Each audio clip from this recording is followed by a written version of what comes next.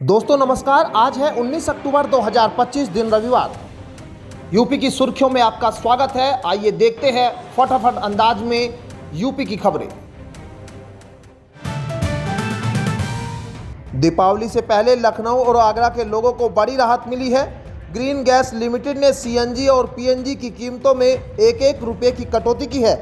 अब सीएनजी 96 रुपये 75 पैसे प्रति किलोग्राम और पीएनजी 57 रुपये 50 पैसे प्रति स्टैंडर्ड क्यूबिक मीटर मिलेगी। यह फैसला ग्रीन एनर्जी को बढ़ावा देने के उद्देश्य से लिया गया है और तत्काल प्रभाव से लागू हो गया है। गोरखपुर महोत्सव की तैयारियां जोर शोर से शुरू हो गई है। 11 से 13 जनवरी तक चलने वाले इस भव्य आयोजन के लिए टेंडर प्रक्रिया शुरू हो चुकी है। चंपा देवी पार्क में होने वाले महोत्सव का उद्देश्य स्थानीय कला, संस्कृति और हस्तशिल्प को बढ़ावा देना है। 3 दिवसीय आयोजन में बॉलीवुड नाइट, भोजपुरी नाइट और भजन संध्या का आयोजन होगा। शिल्प मेला, विज्ञान प्रदर्शनी और कृषि मेला भी आकर्षण का केंद्र रहेंगे। उद्घाटन पर्यटन मंत्री करेंगे, जबकि समापन समारोह में मुख्यमंत्री योगी आदित्यनाथ मुख्य अतिथि होंगे।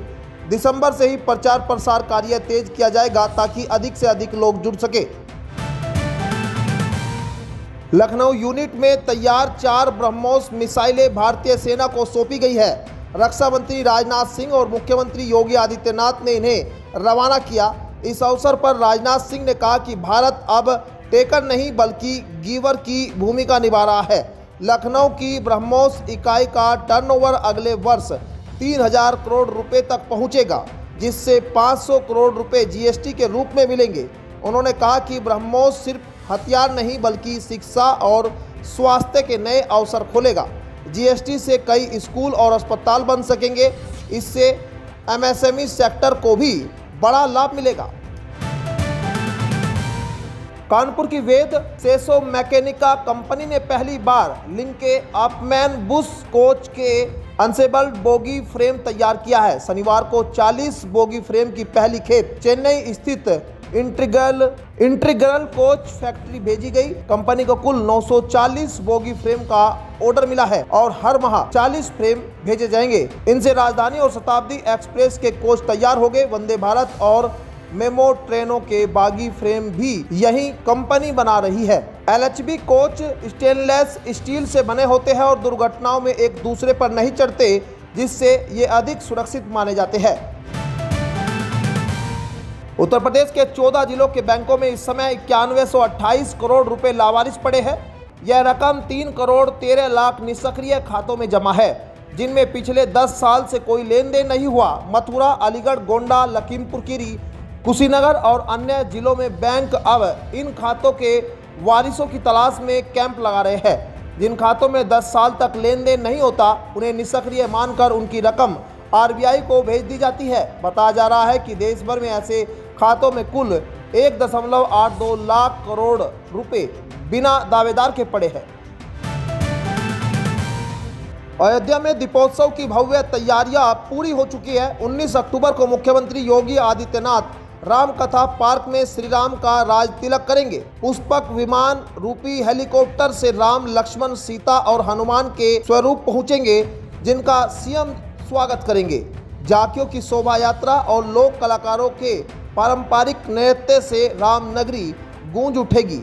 शाम को सरयू तट पर 26,11,101 दीप जलाकर नया विश्व रिकॉर्ड बनेगा, जिसका प्रमाण पत्र गिनीज टीम सौंपेगी। सीएम योगी महाआरती, लेजर ड्रोन शो और ग्रीन आतिशबाजी का आनंद लेंगे और रात्रि विश्राम सरयू अतिथि गृह में करेंगे।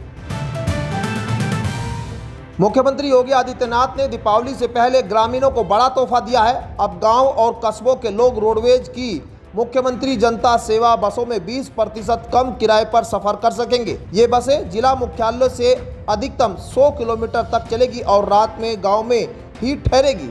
8 लाख किलोमीटर पूरी कर चुकी बसों को इस सेवा में लगाया जाएगा। बसों में चालक परिचालक आउटसोर्स पर रखे जाएंगे और 60% बसें इस योजना के तहत चलेगी। परिवहन निगम ने मार्ग चयन की प्रक्रिया शुरू कर दी ताकि जल्द संचालन शुरू किया जा सके। दीपावली और गन्ना पेराई सत्र से पहले पराली प्रबंधन को लेकर शासन ने सख्ती बढ़ा दी है। भारतीय कृषि अनुसंधान परिषद ने सैटेलाइट से निगरानी शुरू कर दी है। जिले में 4 स्तरों जिला, तहसील, ब्लॉक और ग्राम पंचायत पर टीमें बनाई गई है। पराली जलाने पर जुर्माना 2 गुना किया गया है। 2 एकड़ पर 5,000, 2 से 5 एकड़ पर 10,000 और 5 एकड़ से अधिक पर 30,000 प्रति घटना। प्रशासन किसानों को माल्चिंग और डीकम्पोजर के उपयोग से पराली को खाद में बदलने के लिए प्रेरित कर रहा है, ताकि प्रदूषण और मिट्टी की क्षति रोकी जा सके। केंद्रीय कृषि मंत्री शिवराज सिंह चौहान ने गोरखपुर के चोरी चौरा स्थित डुमरी खुर्द में किसानों के साथ चौपाल लगाई और उन्हें एकीकृत खेती अपनाने का आह्वान किया। उन्होंने कहा कि किसान देश की अर्थव्यवस्था की रीढ़ और आत्मा है तथा सरकार उनकी आय बढ़ाने के लिए हर संभव प्रयास कर रही है। मंत्री ने धान, गेहूं, दलहन के साथ मछली पालन, पशुपालन, बकरी और मधुमक्खी पालन पर जोर दिया। उन्होंने बताया कि गेहूं का समर्थन मूल्य 160 रुपये बढ़ाकर 2585 और चने का 225 बढ़ाया गया है। कार्यक्रम में यूपी कृषि मंत्री सूर्य प्रताप शाही और कृषि विभाग के अधिकारी मौजूद रहे। मुख्यमंत्री योगी आदित्यनाथ ने त्योहारों के दौरान शांति व्यवस्था बनाए रखने के लिए प्रदेश के पुलिस और प्रशासनिक अधिकारियों को सख्त निर्देश दिए।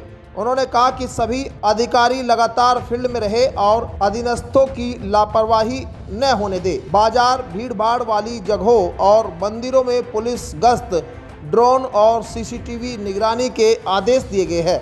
आपात स्थिति के लिए फायर टेंडर अलर्ट मोड पर रखा जाएगा। अधिकारियों को संदिग्धों पर पैनी नज़र रखने, ट्रैफिक नियंत्रण करने और सफाई सुनिश्चित करने का निर्देश भी दिया गया है। लापरवाही करने वालों पर सख्त कार्रवाई होगी। पूर्व केंद्रीय मंत्री संजीव बालियान ने मुजफ्फरनगर में दीपावली सम्मान कार्यक्रम में कहा कि देश में जातिवाद और घटती हिंदू आबादी चिंता का विषय है। उन्होंने बताया कि आज़ादी के समय 75% हिंदू थे, जो अब 55% रह गए हैं। बालियान ने चेतावनी दी है कि देश को खतरा बाहर से नहीं बल्कि अपनों और जातिवाद से है। उन्होंने जनसंख्या नियंत्रण कानून की आवश्यकता दोहराई और समाज में एकजुटता पर जोर दिया। कार्यक्रम में 32 हिंदू संगठनों के प्रतिनिधि और सामाजिक कार्यकर्ता मौजूद थे। बालियान ने महिला सांसद इकरा हसन के खिलाफ अभद्र टिप्पणी की भी निंदा की है। उत्तर प्रदेश सरकार ने प्रदेश के 380 उप निबंधन कार्यालयों में सुरक्षा व्यवस्था सुदृढ़ करने का निर्णय लिया है। स्टाम्प एवं पंजीयन मंत्री रविंद्र जायसवाल के अनुसार अब 315 भूतपूर्व सैनिक और 789 होमगार्ड सुरक्षा के रूप में तैनात किए जाएंगे। इसके लिए वार्षिक 40.53 करोड़ रुपए का बजट स्वीकृत किया गया है। मुख्य सचिव अमित गुप्ता ने महानिरीक्षक निबंधन को पर्याप्त सुरक्षा कर्मियों की तैनाती और रिपोर्ट भेजने के निर्देश दिए हैं। नई व्यवस्था से दस्तावेजों और अभिलेखों की सुरक्षा सुनिश्चित होगी। कार्यालयों में पारदर्शिता बढ़ेगी और नियमों का उल्लंघन करने वालों पर कार्रवाई की जाएगी। समाजवादी पार्टी प्रमुख अखिलेश यादव ने मुख्यमंत्री योगी आदित्यनाथ पर हमला करते हुए कहा कि वो बिहार में स्टार प्रचारक नहीं बल्कि स्टार विभाजन बनकर गए हैं। उन्होंने आरोप लगाया कि भाजपा धर्म और जाति के नाम पर समाज को बांटने की राजनीति कर रही है। सपा अध्यक्ष ने कहा कि 9 साल में भाजपा ने सिर्फ वादों और नारों से जनता को बहलाया, जबकि रोजगार, महंगाई और भ्रष्टाचार जैसे मुद्दे जस के तस है। बिहार चुनाव में सीएम योगी दानापुर, सहरसा समेत कई जगह जनसभाएं करेंगे। अखिलेश ने जनता को नफरत के बजाय बदलाव की राजनीति अपनाने का संदेश दिया। लखनऊ में समाजवादी पार्टी मुख्यालय में कई नेताओं ने सपा का दामन थामा, जिसमें देवेंद्र कुशवाहा, नदीम अशरफ, रणवीर सिंह गौतम और श्यामलाल बिंद शामिल थे। सपा अध्यक्ष अखिलेश यादव ने सभी का स्वागत करते हुए कहा कि इनके जुड़ने से पीडीए की लड़ाई मजबूत होगी। उन्होंने भाजपा पर तंज कसते हुए कहा कि बिहार में सीएम स्टार विभाजन बने और सरकार बिजली निजीकरण भी नहीं कर पा रही। सपा के समय में 4 लाख करोड़ का बजट था, अब 8 लाख करोड़ का है, लेकिन काम का पता नहीं। दिवाली पर कुम्हारों से 1 करोड़ दिए खरीदे जाने की भी बात कही। रविवार को देश भर में मौसम मिला जुला रहने वाला है।